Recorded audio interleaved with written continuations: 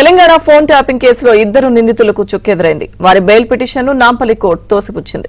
Additional ఎస్పీలు Bhujanga Rao, Tirupathanna bail petition దాఖలు చేశారు. అయితే ఆ పిటిషన్కు విచారణ అర్హత లేదని ప్రాసిక్యూషన్ వాదించింది.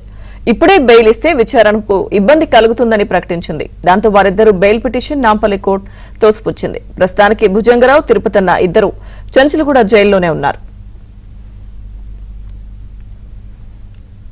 ఇదే అంశానికి సంబంధించిన పూర్తి సమాచారం మా ప్రతినిధి ప్రవీణ్ అడిగి తెలుసుకుందాం. ప్రవీణ్, ఫోన్ ట్యాపింగ్ కేసులో ఇప్పటికే ఇద్దరు అడిషనల్ ఎస్పీలు భుజంగరావు, తిరుపతన్న తనకు బెయిల్ మంజూరు చేయాలంటూ కూడా నాంపల్లి కోర్టును ఆశ్రయించారు. దీంతో సుదీర్ఘ వాదనల తర్వాత బెయిల్ పిటిషన్ ను కొట్టివేస్తూ కూడా నాంపల్లి కోర్టు కీలకమైనటువంటి తీర్పును వెల్లడించింది.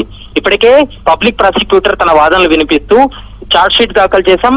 ఇన్వెస్టిగేషన్ సమయంలో ఇప్పుడు బెయిల్ మంజూరు చేస్తే సాక్షులను ప్రభావితం చేసేటువంటి అవకాశం ఉంటుంది. ఈ పిటిషన్ కు అర్హత లేదంటూ కూడా వాదనలు వినిపించడం జరిగింది. మరోవైపు అడిషనల్ ఎస్పీ తరపు న్యాయవాది కూడా తన వాదనలు వినిపిస్తూ 2 నెలలు ఇప్పటికే జ్యుడిషియల్ రిమాండ్ పూర్తయింది కాబట్టి ఈ సమయంలో బెయిల్ ను పొందేటువంటి హక్కు తమ క్లయింట్లకు ఉంటుంది కాబట్టి బెయిల్ మంజూరు చేయాలి.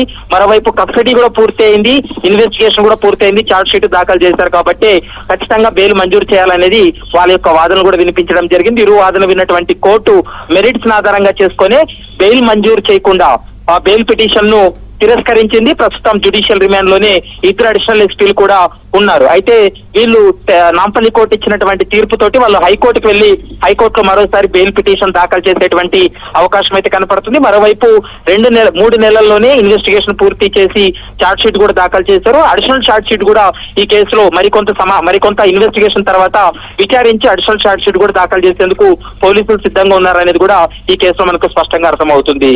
లక్ష్మీ దుర్గా. Thank you Praveen.